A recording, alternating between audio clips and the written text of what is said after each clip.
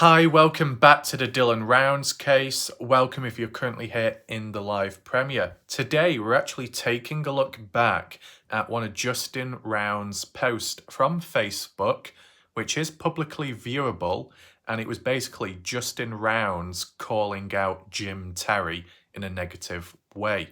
I want to share that with you, the material, the proof, and also check the comments out and what the overall message was. Because when it comes to Justin Rounds, when he does call people out, just like Don Hatley, sometimes it's through symbolism, quotes, reposting, resharing material.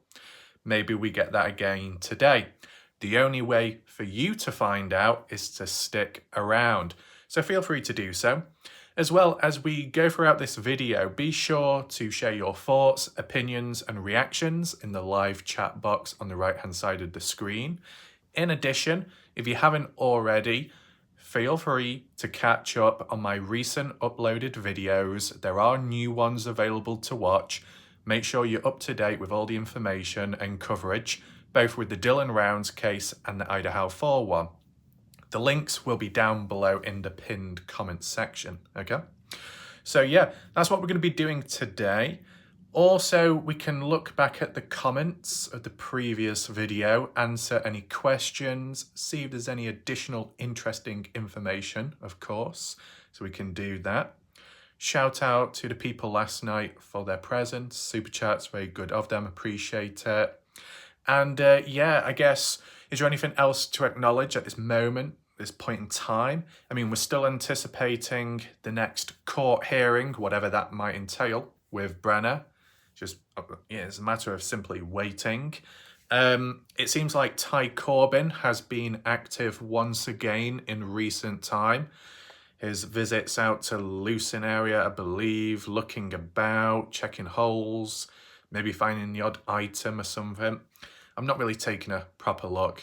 A few other people have. I guess the interesting aspect is for Ty Corbin to have a bit of a tantrum, throw his toys out the pram in recent time, to say, I need to get away from this, I need to take a break. Someone said, like, what, for 3 months or something? And then a couple of days later, he returns back.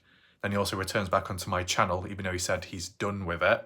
Well, that's typical. It's like a salty pancakes thing, saying you're going to do something, but then you do the complete opposite.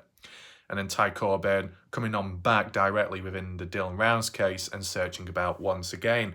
Now, you know, just to maintain balance, it's good that Ty Corbin is out there, boots on ground. It can provide a continuous perspective there.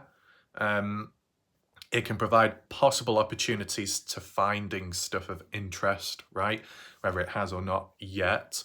Would I be in a position to think, right, let's review it, let's analyze it? No, not at this moment in time. Because of what's gone on recently and the way Ty Corbin has been, his attitude, and also, you know, other messy stuff going on, I wouldn't say I'm in a position, nor is it appropriate to then start commenting on Ty Corbin's findings or material found in most recent time, because it just wouldn't be appropriate, practical, not much good would come from it, okay?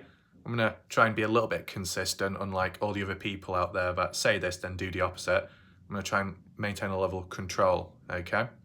That's why I'm focusing on, you know, my own stuff, what I found, my research as well, looking back, archived material. That's kind of like what we're doing today, okay? So we keep that trend up, see what other people think, you know, if you've got any additional ideas. But yeah, with Ty Corbin being out there recently, is he going to find anything? Maybe, maybe not. Last time, not directly him, but at least him reposting it and letting others know about that cap found, the John Deere one, not far from Lucin Pond and in between where Don Hatley's place of living was, supposedly speaking. Never got any results back, never got an update on it. Just faded away into silence. Unfortunate. So I mean, when you do get stuff like this, it's unfortunate, right? Sometimes they might not get back to you because they don't feel the need to, or it's not that important. and other times they won't get back to you immediately because it is something very important and it ties in with the case and they can't let the general public know at that moment in time. So it is a guessing game. When there's levels of silence, it doesn't always mean to say that they're on to something, right? It might have been squashed immediately and just no one informed about. As for the public, that can happen as well. So best not jumping too far off the deep end, right? Even the finding by Lance Kelly in the past with the bra shed and all that clothing within looked a bit dodgy. What happened there? Not much, just faded away. These little sub-mysteries fading out because they're never really tied up public. You know, it just becomes obscure. Some people remember, other people forget, and I just don't like the idea of it. I mean, kind of like with the Kenny Veach case, there were so many sub-mysteries and alternative pathways that, yeah, it got pretty mysterious and deep, but there's a level of control over some of the findings and providing updates down the line. There's just some people out there that were drip feeding it, but, you know, most weren't like that, so it was fine. I mean, to be honest, when we look back at the Dylan Rounds case, right, there was a phase where you had higher ups, YouTubers, YouTube viewers who may have the right contacts or certain additional knowledge but not sharing it with the general public because supposedly they're not allowed to at that time. And yet you look at these type of people that are in those situations, drip feeding information to the general public. Where are they now? Well, some of them aren't on YouTube anymore. Others, the channels have died, faded away, become inactive because maybe other stuff's happened, busy in real life, whatever it may be. It's crumbled upon itself, right? At least when I receive intel information like on the case or on other cases, providing I'm allowed, I'll try and cover it as soon as possible, even if I am in a mood. As long as it can be delivered, the message, and people informed, that's what will happen. And I've demonstrated that several times in the past, okay? So maybe could do it as a casual poll, but does anyone feel that there is still a level of hierarchy within the Dylan Rounds case community?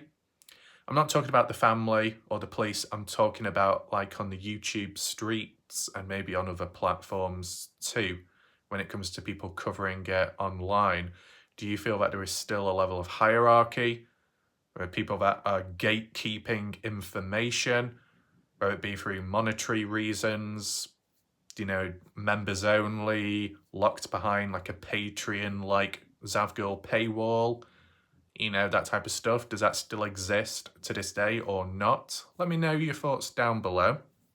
Anything else to highlight?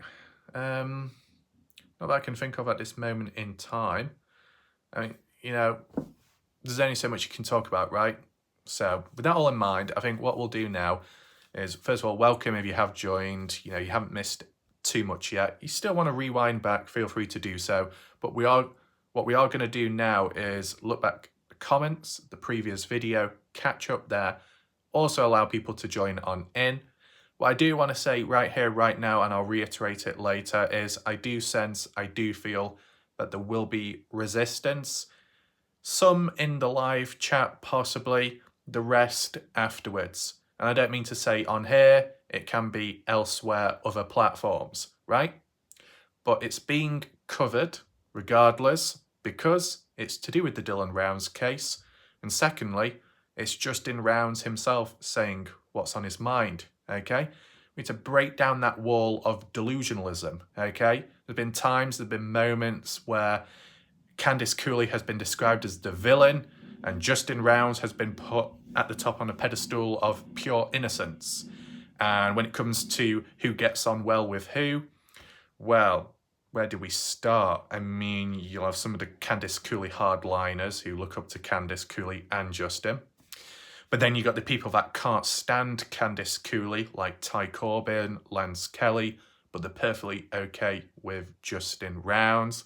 Then you got Jim Terry, can't stand Candice Cooley, but maybe in a way has communicated, interacted with Justin despite everything. Well, I guess it's possibly a reality check for today, as when it comes to certain relations with one another, try and set the record straight, okay? So make sure to stick around for that later on.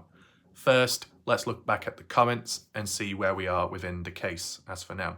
So I'm just going to adjust the comments to the newest. We haven't got too many to get through. What I would say, just as a little observation, we're not seeing Corey the last day or two.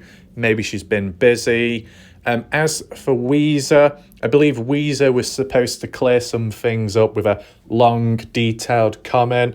That's okay. You don't have to rush there. Can do that some other time, Weezer. No rush. But let's just see what comments we have here first of all. This video was also limited by YouTube. Yes, it was. Responses. Not possible to fix. Skeptical. Your videos were not showing up on my recommended feed until about 2 weeks ago. Now your videos are always the first or second on the recommended feed. I guess that's good to know there at least.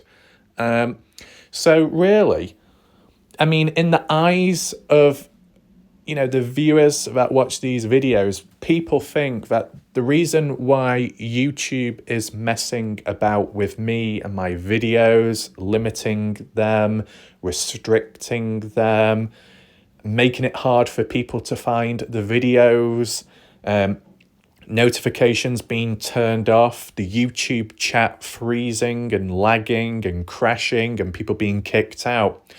People believe that others out there who are jealous of me covering the Dylan Rounds case, are doing it.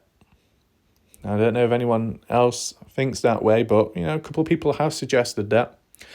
The first thought came to my mind when I experienced all these problems was typical YouTube once again. But if there are people out there that are in contact with YouTube, maybe, just maybe, they could be trying to strike a deal somewhere to get YouTube to screw me over. You never know. I'm not going to jump down that deep-ended hole or tunnel. But, people in the chat, you can talk about it. You can share your thoughts. Have you ever experienced anything like this before? I mean, that's the key, isn't it? With all these problems going on recently, both what I've experienced and what you've experienced when watching my videos or trying to find them, have you ever experienced anything to this extent before? Has that ever happened to you? You been on the receiving end or just being a viewer impacted by YouTube? Have you ever seen this before? Let me know. If you haven't, then maybe it could reinforce the idea that someone out there is screwing me over because they're jealous. But that aside, Tom saying, what can we do to help the channel to get out of this situation? As for fixing the root cause, the root problem, I don't think it's possible at all. It's not possible. Okay, the root problem can't be fixed by anyone else. The only people that can fix it are by me continuously making videos, whether I want to or not, and mainly YouTube themselves when they finally get a grip of themselves. Like on the sideline, what would you call it? I don't like using the word support. To be honest, I don't really like using any word because it feels very awkward and it doesn't really seem to, you can't really get the words out. But basically, on the side note, because the way YouTube has treated me, if you do wish to support the channel or, share your thoughts in some way or another, such as like an alternative super chat, PayPal is, presentable down below in the pinned comment section. I mean, when it comes to YouTube and super chats, they receive a cut of the super chat given in. Whereas when it comes to PayPal, they only take a tiny, tiny, tiny, tiny portion. So YouTube are greedy. So you could treat it as a protest against YouTube unjustly treating people the wrong way, such as myself. The form of like a controlled, what do you call it? Oh, I forgot the word now, what I was using before. But like a controlled form of going against YouTube could be going through PayPal with the link down below. So then YouTube aren't getting everything, the greedy bastards. Does that make sense? I don't know. It's just like, I can't get the bloody words out. Really annoying me how I can't get the words out. But, well, we've got Blue Bonnet, South Texas. What can we do to help? Kind of like what I explained before. Cleo, thank you. You're welcome there. Indiana, roll on the 14th of August. True. So, Indiana, do you think this is the start, the beginning of uncovering the truth of the case, or do you still feel that it's the early stages? Because at least to me, I feel like we haven't even got into the main part of the case. We're still on the tutorial level, how I'd say it. Robert, animation sound alive? Yes. I don't understand. Glenn, consistent. Glenn, shout out to Glenn. Robert, that salty guy had drone video of wet spot. You saying that Salty Pancakes pissed himself and then he filmed it? I don't know. Okay. Drone video. When? Recent? In the past? Not quite sure. I mean, it feels like this could be recent, right? Because if Salty Pancakes did his GoFundMe or the Go F Me one, and it was raising about 10k, nearly reaching the target or so, but having enough at least to afford a drone for the first time, then recording footage and then uploading it, onto Rumble. Robert, can you elaborate? Is there anyone in the chat that knows what this person's talking about? Salty Pancakes on a drone video, recent or back then? Robert also saying, will Dylan's remains be found on private land or government's land? I don't know. Have a good question there. Does it matter? Is there any issues with if it's found on private land compared to government? Is government land BLM? Or am I wrong? Like, if it's on private land and you just happen to be a general public visitor, searching for Dylan, let's say, you trespass, then you find the remains, what happens there? Are you going to get in trouble in the first place of trespassing? You're going to get in trouble, or will there be a level of, what would you call it? A level of being let off, leniency, because you found a body. And when it comes to how it's dug up, would that be any different? Well, I guess if you got the authorities and the police there at the place and time, then it shouldn't matter. But my question is, okay, and I don't know if it's too soon in a poll, just in general, my question is, when you got the likes of Ty Corbin out there who may dig the odd hole to inspect and see what's present, and, Lance Kelly as well, at any point, what do they do? How do they react if that spade goes in, clunks against something, you pull it out, and then a bone is ripped out at the same time? What would those people do if they're in that situation? Would they suddenly whip out their phone and camera and say, guys, look what I found. Wow, I'm going to play part 1 here and then part 2 can be on the members only, as Lance Kelly could? Or would they simply not record it and carry on digging? Or would they not dig anymore and completely leave it and then instantly phone up the police? How would it go? What would you expect from those type of people? To handle it appropriately? To rush on in? I want to know your thoughts down below. Make sure to leave some comments in regards to those individuals. I think if they were to make a call, if Ty Corbin was in that situation and he found the remains, he'd probably instantly let the LE know.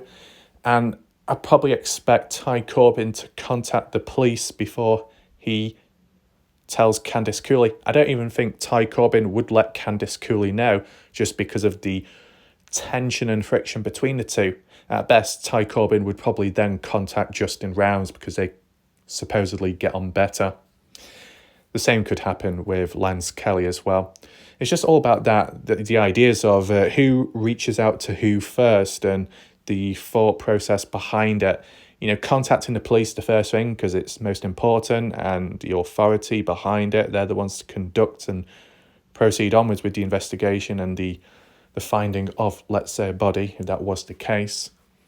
Obviously, you would want to let the family know too, because of what they've been through, to bring some closure to them. But if bridges have burnt down over time, does it make it awkward to reach out to some?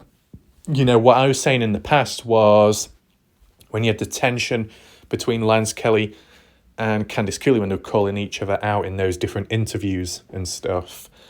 I was saying, what if Lance Kelly at that moment, despite it being so heated between the two, if Lance Kelly accidentally came across Dylan Rounds and handled things appropriately, would Candice Cooley then, shake his hand or reach like a neutral agreement? Thank you for helping, or thank you for finding Dylan. Everything else in the past we can, water under the bridge. Would that happen? I don't know. Because this is the thing. Sure, you can call it YouTube Street. Sure, you could call it Dylan Rounds community, or in general, holistically, true crime community. And yeah, people can branch off, people can walk away, but those grudges can always remain and drag on no matter where you go. And we have obviously seen that with the different channels out there. I mean, even though Jim, Terry, Mr. X do their own thing, their own show on a completely different platform, on Rumble or elsewhere, they're always at some point or another, always returning back to the discussions of conflict and tension and grudges with one another of others. And it's like, you sound like a broken record. If the aim and focus is to move forwards, then do so. But they don't always. So Jim, Terry, Mr. X, with some regard, like Ty Corbin too, similar to salty pancakes. Say this, do the opposite. Okay? Now, what about me? What about me covering this and that? Well, all I've ever said, as long as it ties in with the case some way or another, the community of Dylan Rounds, then it will be covered. Simple as. If that person's going to get questioned, so is that one over there, to maintain that balance. Just how it is. Okay? Maybe Warlike Raph is the most consistent person in the whole aspect of the true crime community, even though I'm not a true crimer. That says a lot. That actually speaks volume. The fact that an individual can be more consistent and more focused, even compared to the likes of 10 to the dozen, or 10 to the power of life, or 10 to the power of 5, I don't know what they're called, and most other people out there, consistent in a singular topic, right? No one else can compare. And people could say, well, that's a bit too far. That you look at the amount of videos, the ratio of videos to that case compared to everybody else, not a single person has come close. That's a fact. Okay? You get people over time saying, oh, look how many people are watching, look how many people not watching, blah, blah. It's like, yeah, at this moment in time, but down the line, people catch on, people watch, right? I mean, as long as, you got a regular and a fair amount of people watching and awareness can be spread there, that's all that matters. Naturally, you will see a drop-off with time with people. Just like with video games and products, you play online, there's about 1 million people playing. 2 to 3 years on, there's only about 10,000 or less. Just happens, right? Drop-off in stamina. Let's move on. Warlike Ref is my default value for this type of search. Right, so I guess what Robert is talking about is when it comes to the Dylan Rounds case, Warlike Ref is the go-to person for the latest information on the case. I guess that's what Robert's saying. This person, X-Man. Ooh, watch out. Watch out, X-Man. You could get done by Mr. Impetuous with that username. Anyway, X says, I have always said he was taken to a landfill or dump. Bob Farrell has said that in his thoughts as well. And you know what? I think, if I'm correct in saying, I'm sure there was a time in the past where the Shack Lady and Bob Farrell were both talking about possibilities of landfills, and up in Oakley, Idaho, or somewhere up that way, going up Grouse Creek into that area, going into Idaho.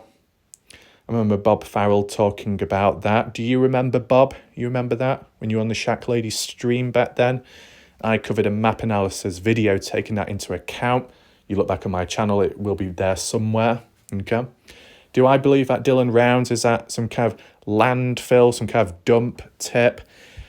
Personally, what I think is, if that was the case, then most likely it would have been associated with June the 2nd, spring cleaning. You got black trash bags being taken away and then disposed of wherever.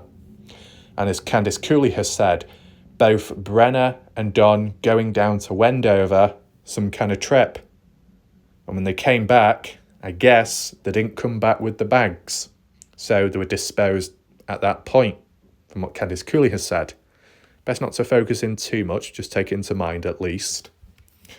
So they could have gone down to Wendover, could have gone to one of the tips, landfills. But my question is, would it have gone undetected if remains of someone were disposed at a place like that? Considering there's people around and there's cameras and, does anyone go through that rubbish or filter it out? Would anyone find remains?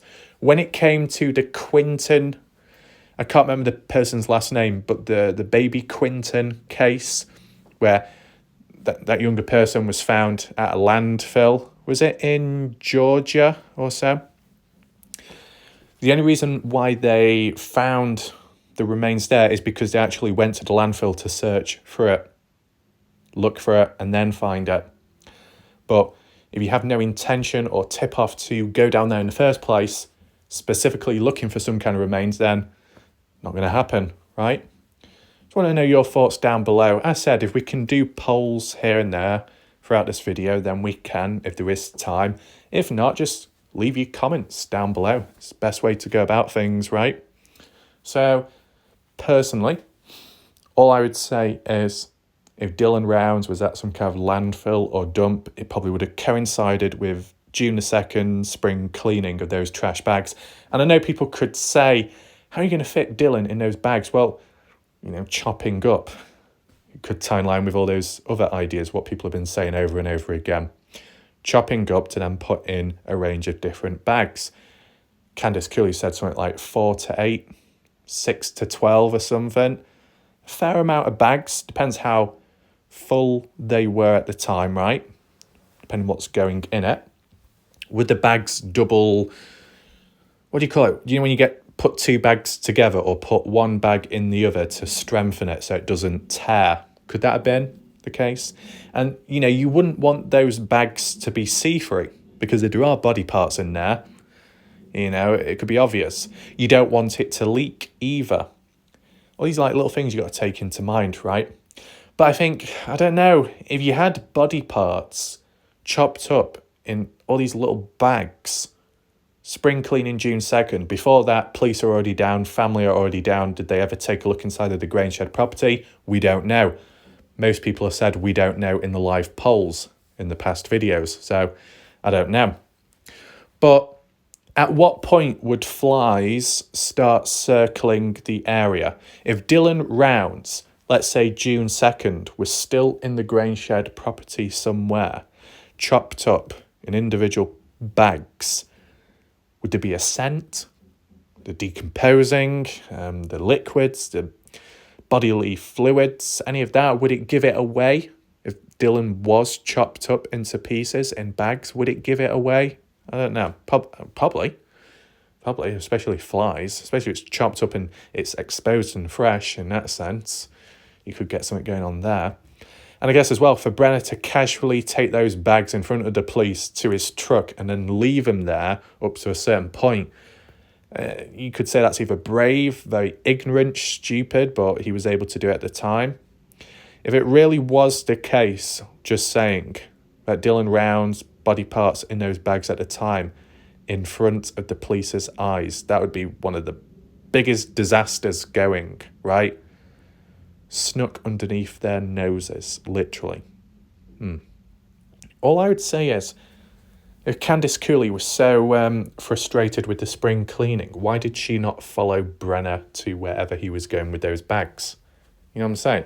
Or get someone else, like a friend, to be on the lookout. I thought it would have made sense, that. Anyway, Tom with some questions, comments in response to Corey. Corey, what do you think of the time-lapse video and the blood shown in the time-lapse? That's the 7:27 a.m. one. 28th of May 2022. Dylan's phone inside of Brenna's trailer. Video recording supposedly 27 seconds long. Brenna cleaning a gun. Blood upon him, his shirt, his sleeves, his hand, supposedly belonging to Dylan Rounds. The official court documents mention it too. Tom wants to know Corey's thoughts. Tom also says, Corey, the question above is for you. Where? And maybe it was the one below. Yeah, never mind. Smooth fishing. It took over 3 years for the trial to start up for my son's murder, and even once it started, it was on pause for months because lawyers saying they were missing documents. It was a mess. But for Candice Cooley to let her son stay out there months and months and maybe years because she doesn't want to make a deal with Brenna. First, if there was a deal made so she can bring Dylan, he can't plead not guilty. And next, even if the DA makes a deal with him, doesn't mean the judge will uphold that deal. DA can't make a guarantee on the deal. They can only suggest the deal to the judge and he can ignore the deal anyway. I've lost all sorry for Candice because she's letting her son stay out there. I'm sorry for Dylan's death, but for her to do that is just sad in my eyes. Why is it all on Candice Cooley though? What about Justin Rounds? Wouldn't that apply to him as well? Because, see, this is what I mean. We've got to establish balance. It doesn't just all fall on Candice Cooley when it comes to the decision of making a deal or ignoring the deal with Brenna, right? Like what we saw with the East Idaho News interview back then when Candice Cooley brought it up saying we rejected it. It wasn't just Candice Cooley. Justin Rounds was in agreement. So Candice Cooley is going to be called out for that decision at the time and continuation of it. And so should Justin Rounds, if that's your mindset on those people, right? But yeah, so to hit up with smooth fishing, their own experience back then, not good. June, so sorry about your son. Indiana, Candice may well live to regret her decision if the comment made by Criminal Med turns out to be true that Brenna has dementia. What the hell? Where did that come from? Where did you hear that, Indiana, that Brenna may have dementia? Never heard that before, personally. As for June, shout out to June, new viewer, showing up on the channel. That's good. And once again, Candice Cooley may regret her decision, but what about Justin Rounds? Justin Rounds made that decision as well. It's not just all on Candice Cooley. Let's at least establish that balance. Okay. Anything else? What's her name? I forgot her name. Vonda. Vonda says, Warlike Ref, everyone has an attitude and an agenda, lies or truth. It takes many different people to make the world go around. Maybe, but it also takes a handful of individuals and their delusional followers to end up causing a big disruption and screws mixed into the cogs, which causes everything to slow down. And everyone gets confused within the Dylan Rounds case because of those actions of those different people. So it doesn't always work out for the best, okay? Sometimes you need to call for the cleaner and, make sense of everything. June, the parents leaving Dylan's body out somewhere, I can't understand that. Selfish woman she is. Why is Candice Cooley selfish? Because she's getting on with life and neglecting trying to look for Dylan. I don't know if I shared it in the last video or so, but recent Facebook post in acknowledgement memory of Dylan and his birthday, Candice Cooley did say that there are organised and specialised searches still going on to this day. Is that happening every single day? Probably not. Is it happening once a week? I'm not sure. Just Candice Cooley said that there are searches still going on. Now, majority, if not 99% of the time, when you've had the likes of Ty Corbin, Lance Kelly, and some other additional people who've been out there, loosing, nearby, most of them have said, we've not seen any public searches or anything else. We've not seen Candice Cooley or family out there. We've not seen anyone out there at all. It's just been us, by ourselves. Maybe it's just the timing, the day, who knows. I mean, as for the early stages of the case, I do remember when Ty Corbin and Lance Kelly were searching together, like they were like on the boundary of the farm or the private land or so, near a fence, and they were saying over that way is where the police are and where the investigations are ongoing. Okay. Maybe that's the only time when you saw additional activity out there. Makes you think, right? Anything else? June, the parents leaving Dylan's body out there somewhere. Oh, it's just like a copy and paste comment. Maybe she has her own reason on not wanting to find Dylan. Does Candice Cooley come across as an individual that doesn't want her son to be found? Let me know your thoughts down below. I mean, at least from what I can see, I mean, you could actually flip it the other way around and say due to the incompetence by the LE and the lack of press releases, press conferences, them never happening, or following it up with Brenner sooner than later, is it that the LE are the ones that don't really care about finding Dylan Rounds, besides Candice Cooley being called and criticised? I mean, look at Justin Rounds, okay? How do we maintain balance in a way? I do feel that Justin Rounds is favoured by more people in comparison to Candice Cooley. It just feels as if Justin Rounds can't do any wrong, and even if he does, it's justified by his action and what he's going through. But when Candice Cooley does something wrong, she's like criticised to a high degree, more intensified. Does that make sense? Right? I've questioned both individuals individually as well as other characters as well. But I'm just sensing some patterns here and there that one person's actions or lack of actions are excused. The other individual that does the same, they get criticised. I mean, Candice Cooley may not be out there all the time searching, busy or doing other things, I don't know. What about Justin Rounds?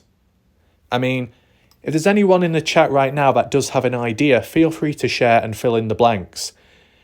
Is Justin Rounds searching for Dylan Rounds more often, more frequent than Candice Cooley is?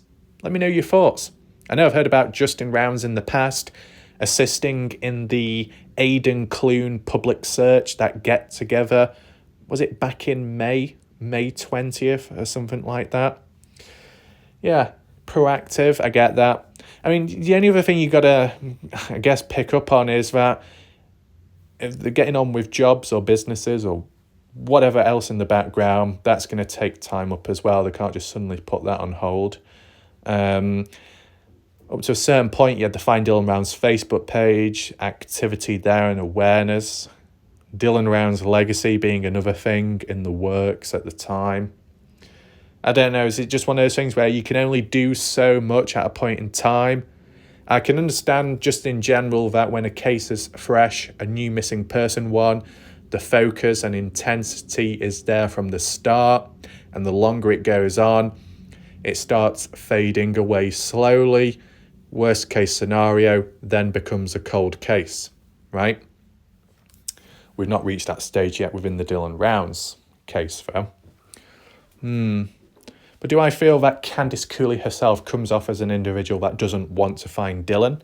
Well, if it's the LE's fault for not following up on this, not following up on that, delaying this, delaying that, that's on them, not Candice Cooley with that regard. I mean, if you wanted to throw in the point of, oh, was Candice Cooley driving Dylan's pickup truck when they were allowed to, and then that's what led to the mileage being lost, and Candice Cooley drove it on purpose to get rid of that data and evidence? Well, at least from what I've heard of, Candice Cooley wasn't the one driving it at the time. It was one of Dylan's friends, but, you know, that was never really fully cleared up. So if anyone can fill in the blank spots there, that would be appreciated, okay? Who was driving the truck at the time, which then led to that data being deleted and lost? Let me know down below. I mean, with Candice Cooley selling those, well, not selling, sending out that custom stuff in memory of Dylan Rounds, the seeds, I don't know, all that type of stuff in the background, that's taking up some time. I mean, I know people could probably say all that time Candice Cooley has spent making these nice little products and whatever, sending them out to people, all that time could have been put into finding Dylan Rounds instead. For and against arguments, right? I mean, as for the people that feel that Candice Cooley isn't doing enough, I don't know.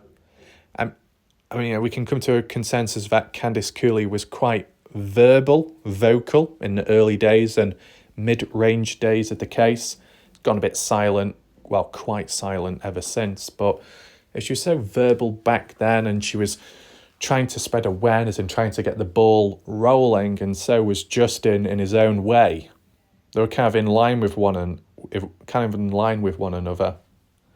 I mean, for the individuals that feel Candice Cooley isn't doing enough or feel that she comes off as if she doesn't want Dylan found, let me know down below, what does Justin Rounds do, what Candice Cooley doesn't, in which makes it suspicious? Just let me know down below. Some interesting discussions here. Although the comment section is limited, I'm just coming up with all kinds of ideas on the spot, so make sure to, share your reactions in the chat, because it could help. Anything else? Sunny, hello there. Badger Life, and a link as well. At about the 22-minute mark, this is what would be left of someone put in acid. However, it could be arsenic or something. Is this video? In this video, but interesting area. Response, love Alan, good quality video. Right, so I had a quick look at Alan. Who's Alan? The guy with the kind of like longer hair and the hat, part of the Heavy D crew. What's he called? Mountain Lab Fortress or something. Teamed up with Scott Natal, Les Natal at some moments. Both looking for Dylan Rounds and simply exploring. I believe that link there is of just simply exploring areas. I mean, this is the thing. When it comes to Badger Life has been consistent when it comes to the idea, the theory, the concept that Dylan could have been put in some kind of tank or tub and, broken down that way as a form of decomposition, catalyst, speed it up, make sure there's not really any traces left behind. If that ever was the case, would it make it impossible to get down to the bottom of it? I know it could make it impossible to find Dylan's remains, but coming to the conclusion, what do you think, Badger? If it really did happen, your theory, would the police, would the family or friends, specialised groups, would they ever come to that conclusion and find some kind of evidence to prove that outcome? And if it did lead to that outcome, how does it impact the court case of Brenner? Because they don't have remains to present, but they've got some kind of possible material or leftovers. Would it bring closure to the family? I don't know. I think the family literally, physically want Dylan Rounds' remains found and brought back. If they're completely destroyed, then I think it's going to leave a bit of a void behind. Just my opinion.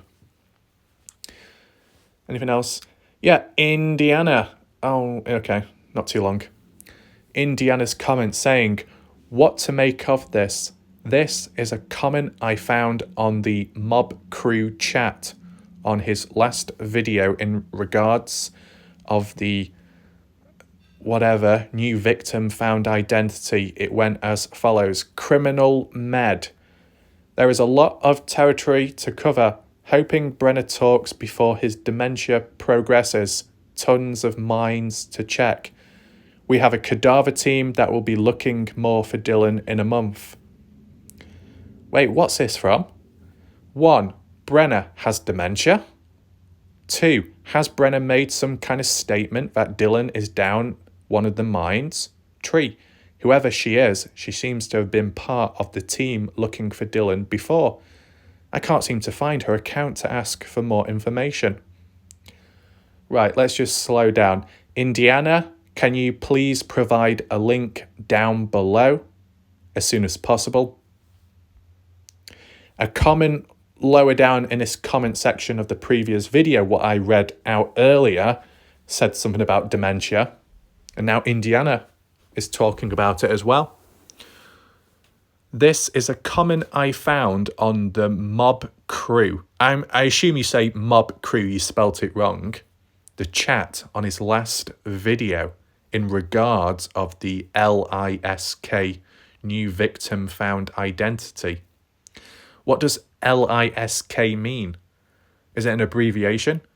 And, well, I'll check myself on Mob Crew Chris. Indiana, are you referring to the comment section of Mob Crew's Chris' latest video? Or are you talking about the live chat? So would you have to look at the live chat replay? And where's the timestamp when that comment shows up? Feel free to elaborate, Indiana, because this could arguably be very important. Okay. Is that it for the comments? Okay, so I guess it's now time to move on. So it has come to that time, the main part of this video, the main part of the title of the video. We're getting into it right here, right now. Welcome to whoever is watching, and welcome to those lurking and hiding in the darkness and the shadows of this live video premiere. If you have joined or joined recent, probably best advised for you to catch up on this video, rewind back. There's been some very interesting comments in regards to the Dylan Rounds case.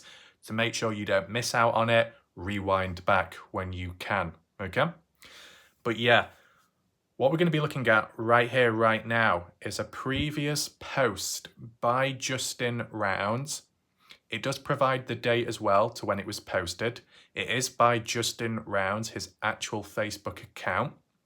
It's all publicly viewable, and it's in response to Jim Terry, and it's not positive. What this will highlight and demonstrate that the relations between Jim Terry and Justin Rounds isn't as good as what some people are led to believe, okay? Try and set the record straight, highlight things. Now, you can put the argument across and say, maybe things have changed since then and now, but what about the phone call, private one, being publicly released in some kind of way, which Justin wasn't aware of or agreed to? It would probably set things backwards again. Take that factor into mind.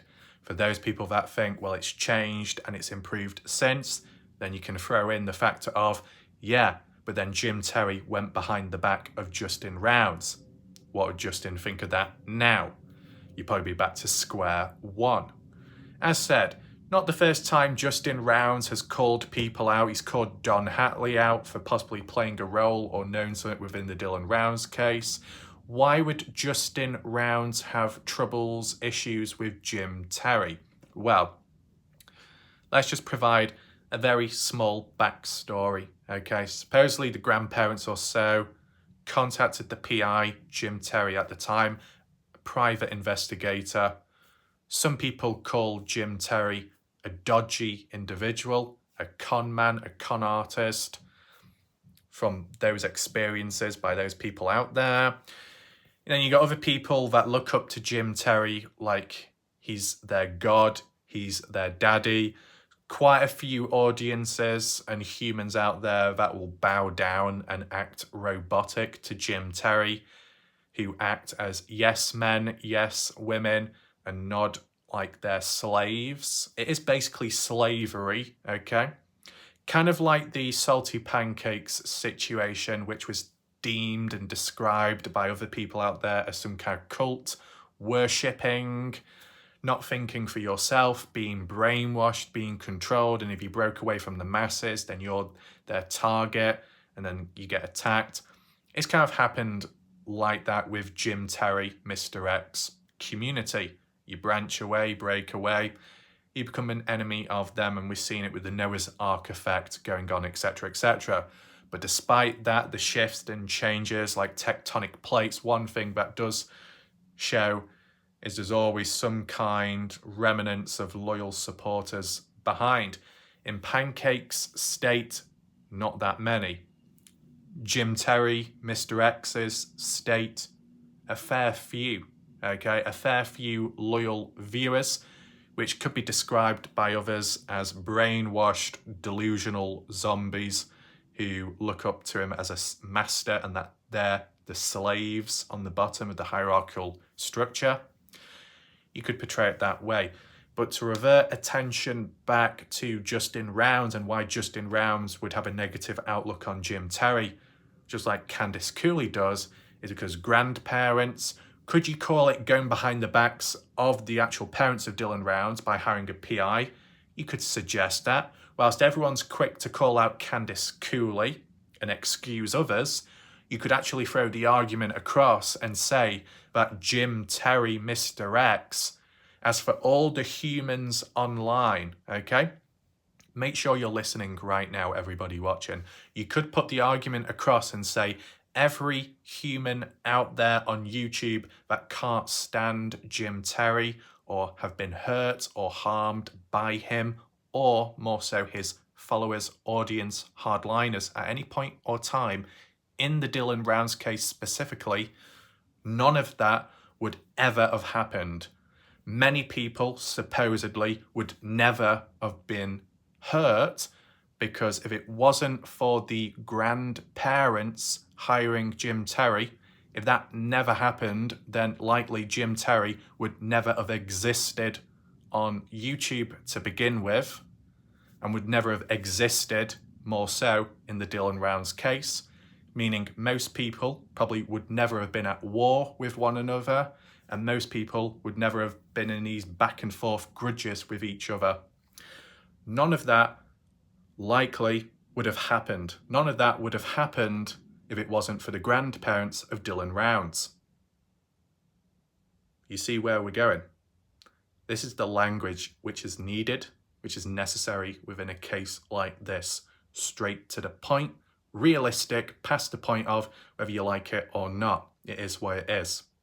So, whilst people can call out everybody else or just focus all on Candice Cooley, all these issues and problems would never have happened if it wasn't for the grandparents hiring that PI, which other people say is dodgy and troublesome.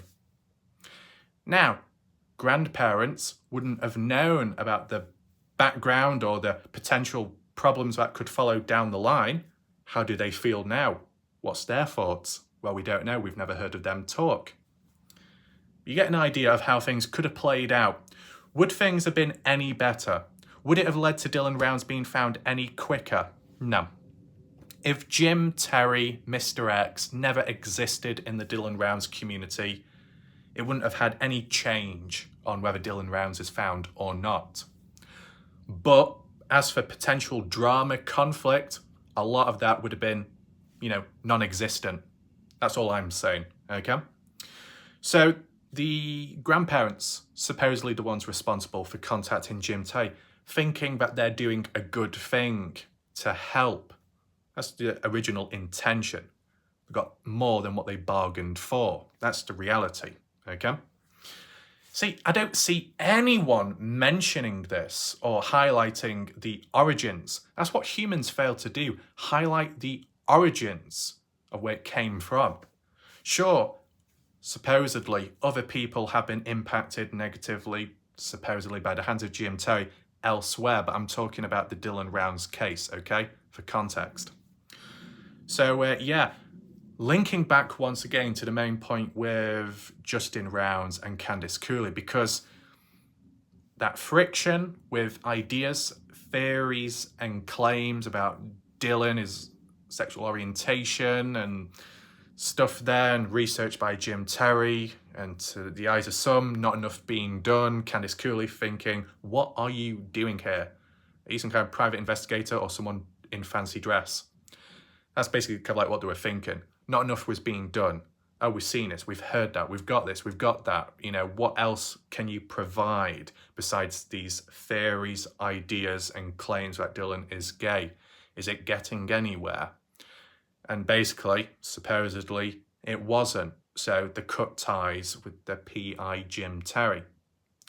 and that led to a sour taste in one's mouth, and then led to a very long-term grudge back and forth.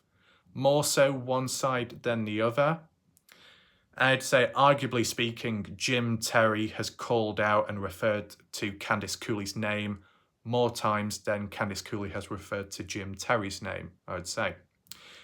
And it just spiraled out of control from there. And obviously with Justin Rounds being on Candice Cooley's side, because they're the parents and they're trying to do what's best in finding Dylan Rounds, when Candice Cooley doesn't seem to agree with something, at times Justin Rounds follows, such as dislike towards Jim Terry. Okay? Now, you look in other areas when it comes to the likes of Ty Corbin, Lance Kelly, who, whether it be Ty Corbin himself or more so Lance Kelly, interacted with Candice Cooley in the early days, supposedly Lance Kelly handling cadaver dogs get into the wash on the side of the Montello area. Supposedly that happened back then. Justin Rounds coming across Lance Kelly at that food bank in the early days. Was Ty Corbin there as well? Not quite sure about that part, but I heard about Lance Kelly's situation. So early on at least, Justin Rounds, Ty Corbin, Lance Kelly getting on well, supposedly in the early days. Justin Rounds thanking them for what they've done out there, boots on ground. Candice Cooley, don't think really ever acknowledged or said anything positive. But then down the line when it was like, no public searches, respect that, because Lance Kelly, Ty Corbin, whether it be together or down the line separately, wanted to continue on despite Candice Cooley's wishes. That's what led to the tension, conflict, friction there. But that was the one time where I think that Justin Rounds didn't follow in Candice Cooley's mindset, that supposedly Justin still appreciated those out there searching because it's action, it's physical, and it's making an effort and an attempt. That mindset and that agreement could explain to why Justin possibly has searched more for Dylan than Candice Cooley, because Justin sees and knows and appreciates and acknowledges when that type of action is demonstrated by the likes of Ty Corbin, Lance Kelly back then, and that's why he approves of it. Any help is good. Kind of like with the Aidan Clune case, right?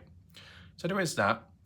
But that was just like a side thing I wanted to share with you as a contrast to when Justin and Candice Cooley are in alignment with one another when they disagree with somebody. So referring back to Jim Terry and Justin Rounds, you could argue at a later stage towards end of 2022, or maybe more so approaching 2023, not as tense, not as bad. I don't know how long ago it was now, but supposedly the way it was going was Jim Terry was getting on well, or communicating at least to an extent, with Justin Rounds, which was something. You could argue a bit of movement in the right direction there. Justin Rounds reaching out to Jim Terry, that's how the story was put at the time. Why? I don't know. But the people that have seen the audio or watched it at some point, whatever, wherever, whenever, will probably have a better idea. If you want to fill in the gaps, feel free to do so. If you're unable to because you're at fear of being attacked by forces out there, you can't release it. I understand that. But, you know, the way it's been portrayed at times, it seems as if Jim Terry is on neutral terms with Justin Rounds, vice versa, or maybe one side more than the other, but not as tense as it is with Candice Cooley. I don't know if Candice Cooley has Jim Terry blocked anywhere or numbers blocked, but I don't think they would be calling one another either way. I don't think it would work out at all. But yeah, at some points, it may have seemed like relations have changed or may have improved since, become a bit more grounded, not as bad. But then you look back at stuff which arguably has never been covered before or acknowledged, and that's what we're doing right here, right now.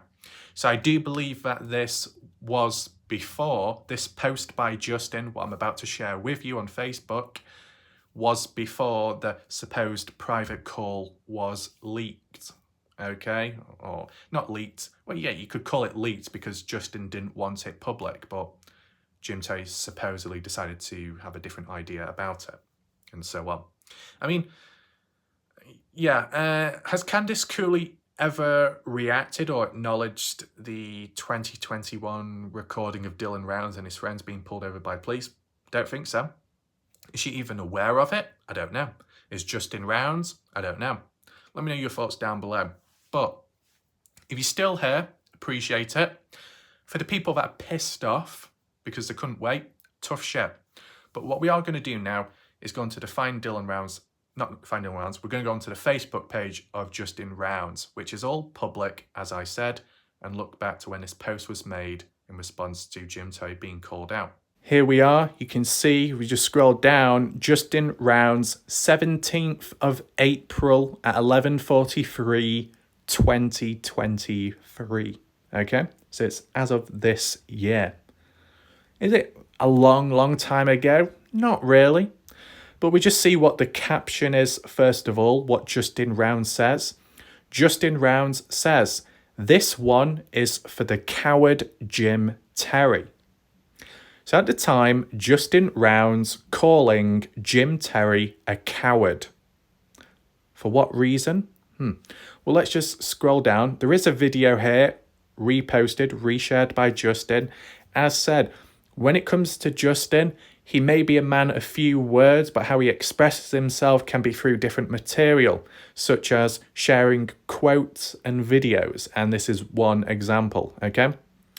So there's a caption down below as for what the video was about. So it's by Ben Stephan, 17th of February. The quote being, "I am far from a hero, but this one hits. Pick yourself up and keep learning and going." Quote, "When a hero stumbles, the cowards rejoice. Nothing feels better to a coward than to watch a brave guy fall." By Dave Chappelle. So basically, this quote, this saying applies to Jim Terry in the eyes of Justin Rounds. Now we can analyse it further in a second, but let's just see what the comments are. Give me a second. There we go. Mac Kinney saying 4 months ago, "Right on, Justin Rounds, I'm with you. Sean, he's still running his mouth, Jim Terry. I can't stand him." That was 4 months ago.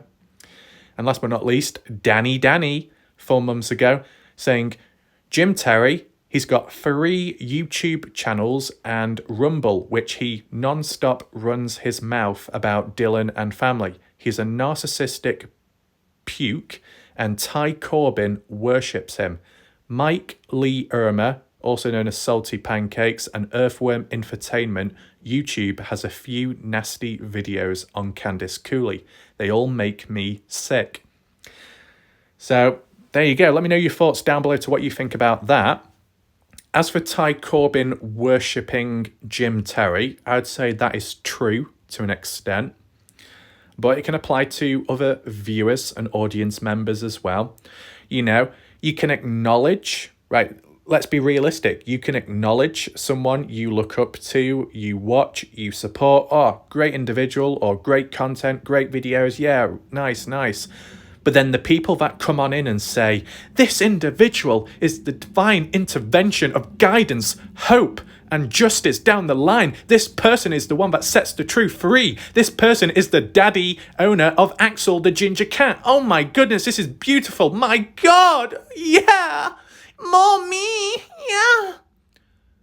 That's basically what people out there have demonstrated when they look up to someone like Jim Terry. But it can also apply in different communities and characters out there as well. I just wanted to give you an example, okay? There's like an example of people that will support and be loyal, look up to an individual, and then those that will literally bend over backwards like a slave and see them as a master. And that is a little bit unnatural, okay? That's where the problems lie. But yeah, all these key names and individuals mentioned here in this one comment.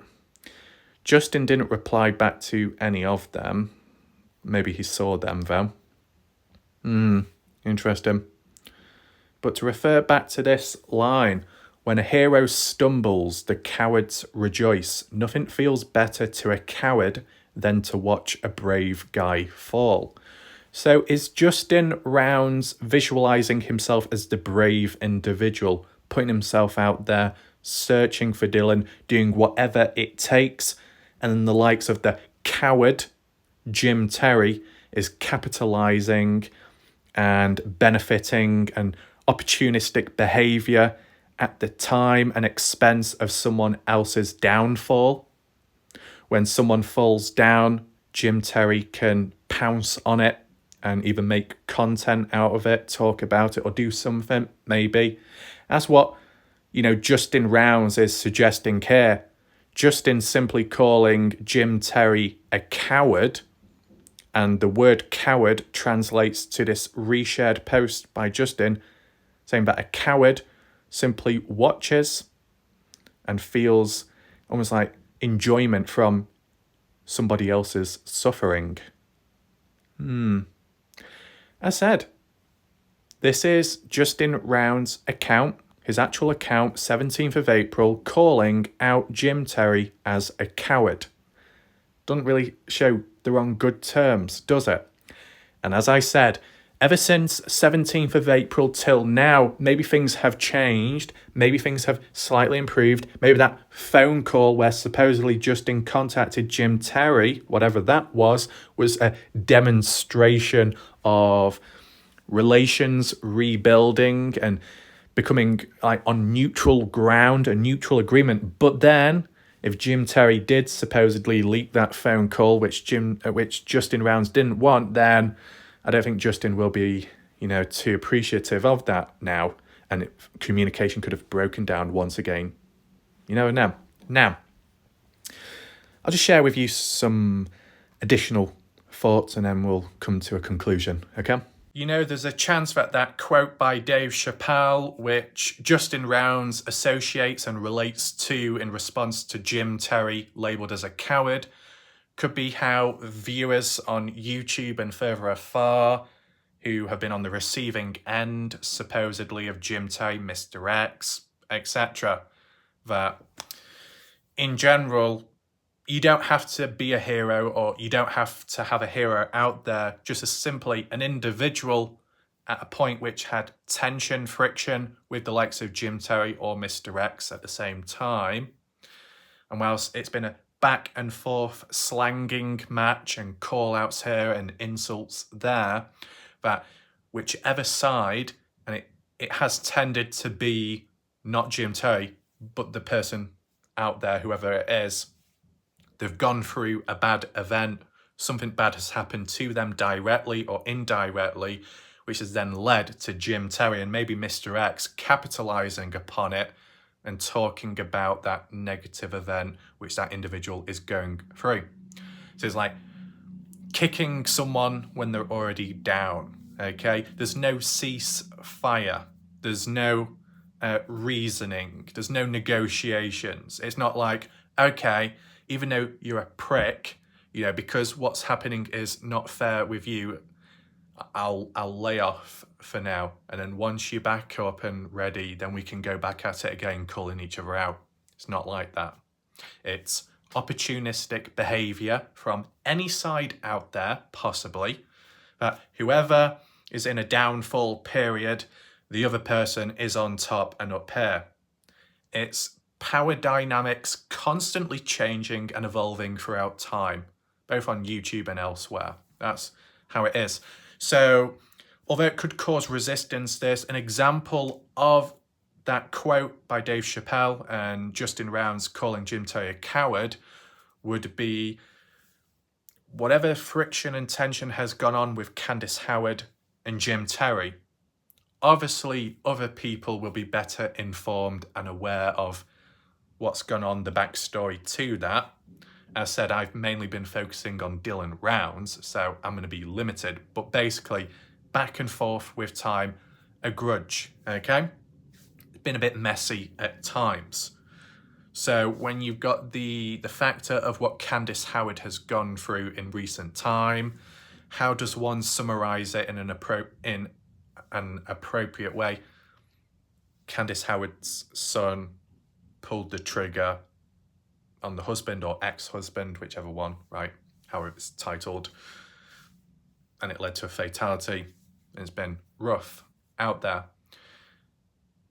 When I briefly heard upon it at the time, before everything kicked off, instantly in my head, I made a prediction, only in my head, a mental note, that because of what's happened at that time with Candice Howard, other people out there are going to jump on aboard the bandwagon and cover it and maybe exploit it in some way or turn it into some kind of content material. Maybe even ha, I told you so, or ha, that's what you get, what you deserve for doing what you've done to us. That type of thing. Now, I believe Jim Terry's response was, oh, we're only covering it because of what Candice Howard has said or done in recent time. That's what I mean. It's so back and forth. Sometimes you might not know, like catching up where you're at a point or time.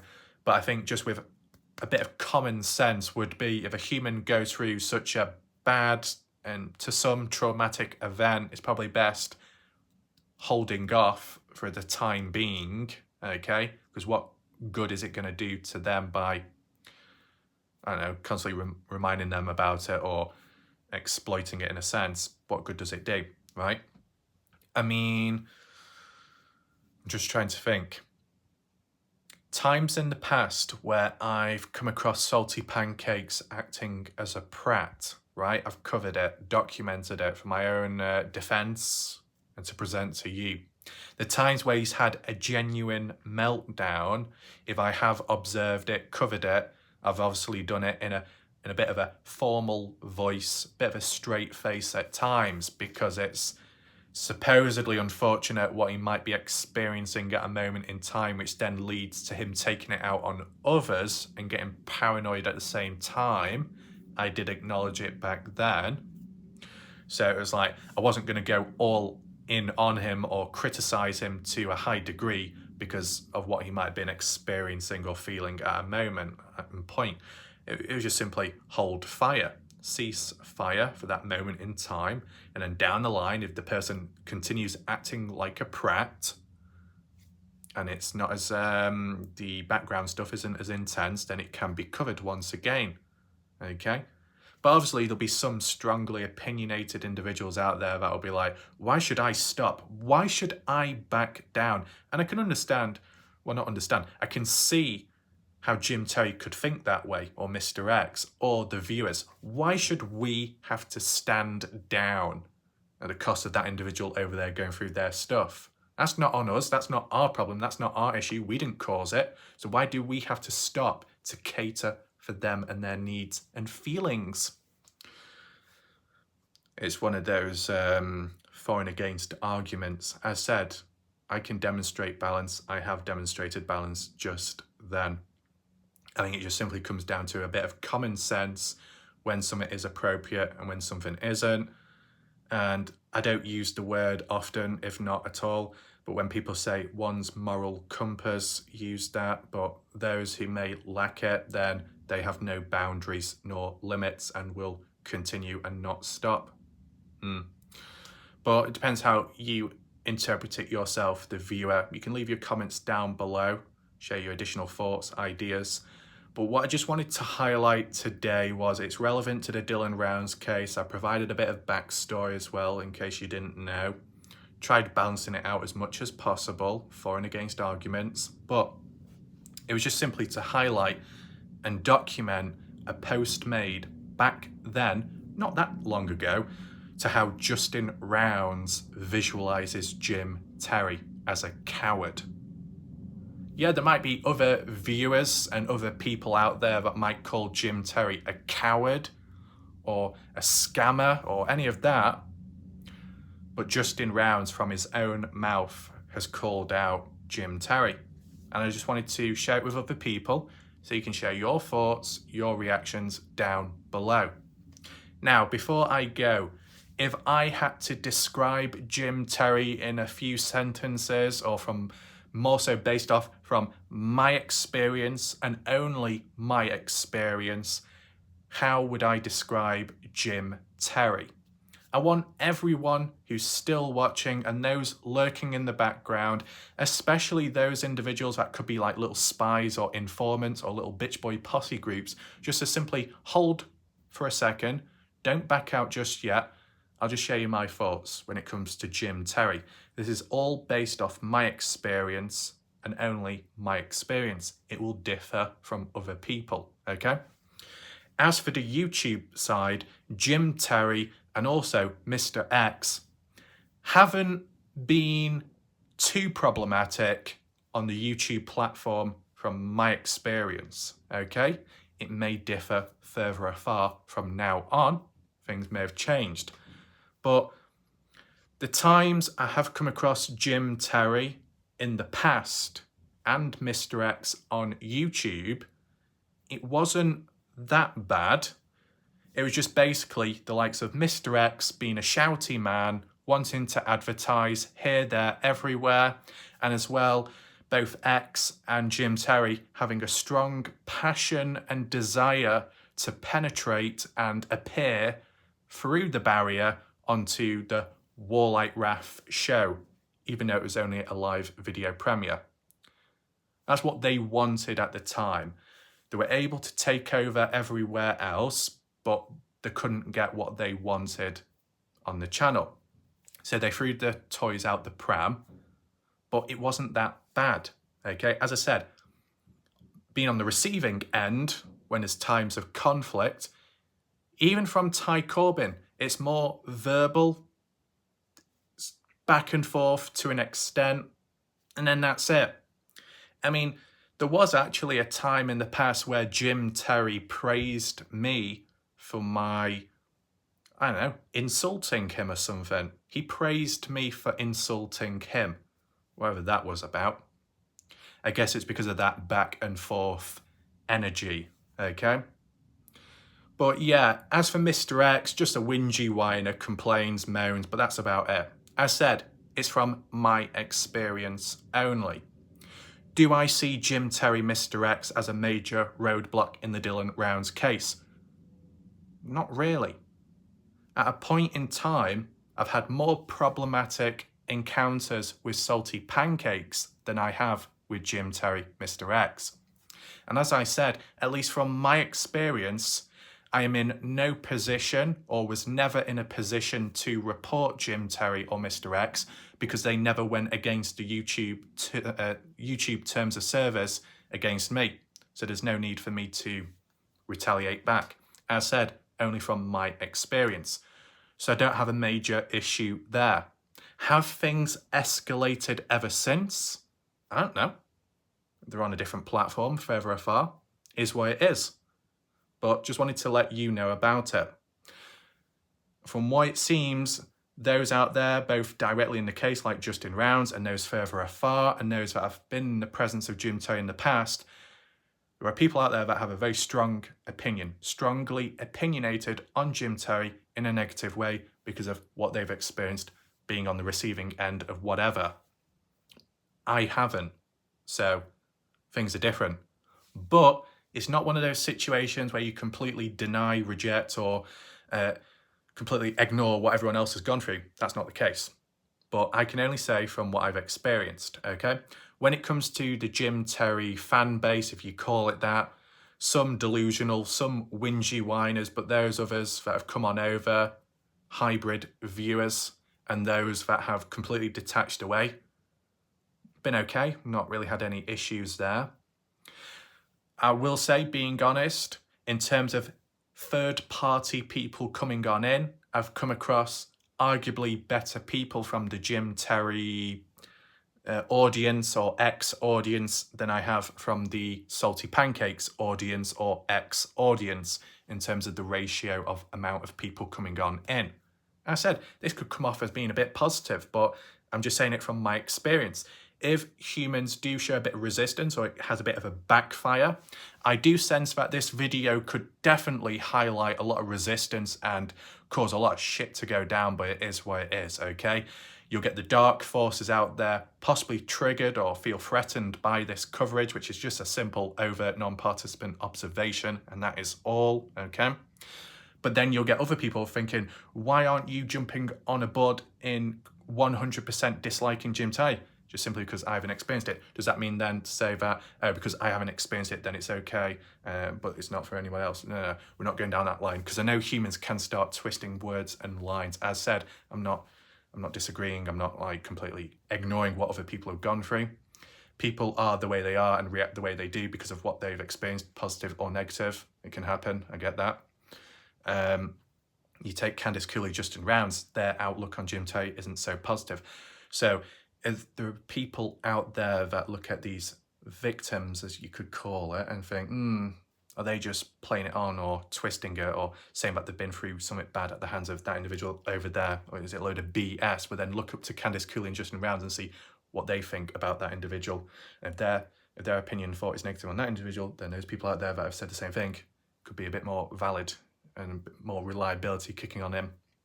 Okay? Hopefully people understand this whole video and understand the specific language. I feel that I'll probably get resistance from all sides, not from everyone, but, you know, certain individuals. But it's Dylan Round's coverage, spread awareness, observations, straight to the point, okay? And some interesting discussions in between with the comment section. So, Indiana, if you're present still or hiding behind that stool or rocking wooden horse, whichever one it might be, saddle on up, partner. It's time to ride off into the desert and try and fetch that link, okay? If not, I'll try and look myself in the background and we'll go from there, see what's going on with Brenner. If it is a rush against time, a health concern, health scare, time will tell, okay? We might even find out some way in that upcoming court hearing, court appearance. As I said, time will tell. As for now, it's time for me to go. See you next time. Thanks for watching. Goodbye, good night. Links down below if you wish to catch up with the other videos. Okay? Goodbye.